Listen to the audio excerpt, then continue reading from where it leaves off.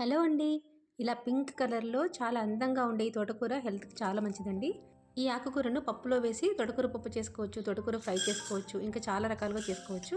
ఈరోజు మాత్రం మసాలా వడను మించిన టేస్ట్‌తో కమ్మని కరకరలాడే ఎర్ర తోటకూర వడలు చేసి చూపిస్తున్నాను. దీనికోసం శనగపప్పు, మినపప్పు, పెసరపప్పు, కందిపప్పు ఇవి హాఫ్ గ్లాస్ తీసుకున్నాను. కడుక్కొని నానబెట్టుకున్నాను. అలాగే ఈ తోటకూరను శుభ్రంగా ఉప్పు వేసి కడుక్కొని కట్ చేసుకొని పక్కన పెట్టుకున్నాను. 2 గంటల తర్వాత నానిపోయిన ఈ పప్పులన్నిటిని ఇలా కోర్స్‌గా రుబ్బి పక్కన పెట్టుకొని కొద్దిగా పప్పు ఉంచుకొని దాంట్లో పచ్చిమిరపకాయలు, అల్లము, దాల్చిన చెక్క వేసి ఇలా కోర్స్గా రుబ్బి పెట్టుకోవాలి.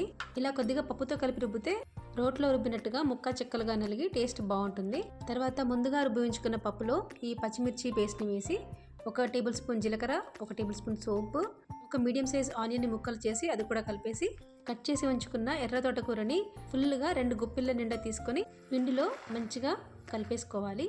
తర్వాత దీంట్లోనే కారము, పసుపు, ఉప్పు ఒకదాని తర్వాత ఒకటి వేస్తూ మంచిగా కలిపేసి పక్కన పెట్టుకోవాలి. అయితే రుబ్బేటప్పుడు మనం దీంట్లో నీళ్లు అసలు వేయకుండా రుబ్బుకోవాలి. నానబెట్టిన పప్పు కాబట్టి ఈజీగానే మిక్సీ అవుతుంది. సో ఇలా రుబ్బుకున్న తర్వాత దీనిని చిన్న చిన్న వడలుగా చేసుకుంటూ ఆయిల్లో డీప్ ఫ్రై చేసుకోవాలి. అంతేనండి, చాలా సింపుల్గా తయారైపోయే ఈ వడలు మసాలా వడ కంటే చాలా టేస్టీగా ఉంటాయి. ఒట్టి శనగపప్పే కాకుండా 4 రకాల పప్పులు వేసాం కాబట్టి వీటి టేస్ట్ చాలా బాగుంటుంది. సో తోటకూర ఇలా పప్పులతో కలిపి చేసుకున్న ఈ వడలు మనకు హెల్త్కి కూడా చాలా మంచివే. అయితే వీటిని అప్పుడప్పుడు మాత్రమే చేసుకోండి, డీప్ ఫ్రై కాబట్టి. అది తప్ప మిగతా అన్ని ఇందులో మంచి మంచి ఇంగ్రీడియంట్సే ఉన్నాయి. సో తప్పకుండా ట్రై చేయండి. ఈవినింగ్ టైంలో ఈ స్నాక్ని తయారు చేసుకుంటే పర్ఫెక్ట్గా ఉంటుంది. ఎలా వచ్చాయో మీరు కూడా తయారు చేసి నాకు చెప్పండి. అలాగే లైక్ చేసి సబ్స్క్రైబ్ చేసుకోండి. మంచి కామెంట్స్ తెలియజేయండి. మీ ఫ్రెండ్స్ అందరికీ షేర్ చేయండి. Thank you for watching.